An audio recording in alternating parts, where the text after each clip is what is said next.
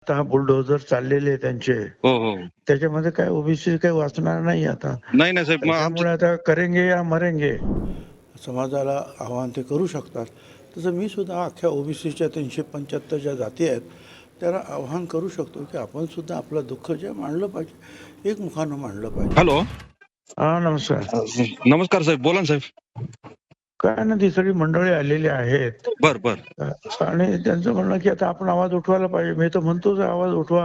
हो हो एकटा कुठपर्यंत मी लढणार आणि नुसतं जे आहे तालुक्यातून गावागावातून इकडून आता हे ज्या पद्धतीनं आता हा बुलडोझर चाललेले आहे त्यांचे हो हो त्याच्यामध्ये काय ओबीसी काही वाचणार नाही आता. नाही ना साहेब, मग आमचं त्यामुळे आता करेंगे या मरेंगे हो साहेब, आम्ही तुमच्या सोबत आहे साहेब, 100% सोबत आहे. हेच करायला पाहिजे सगळ्यांनी आता.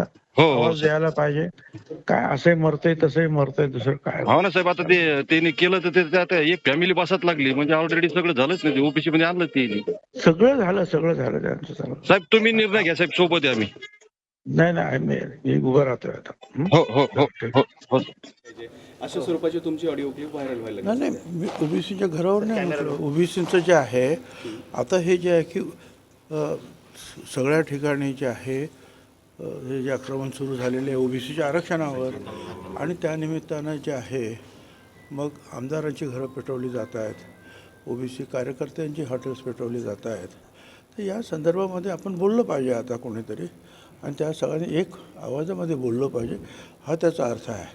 जसा त्यांना दुसरा कोणाला आहे त्यांच्या एखाद्या समाजाला आव्हान ते करू शकतात, तसं मी सुद्धा अख्ख्या ओबीसीच्या 375 ज्या जाती आहेत त्यांना आव्हान करू शकतो की आपण सुद्धा आपलं दुःख जे मांडलं पाहिजे, एकमुखानं मांडलं पाहिजे. सरकारचं अपयश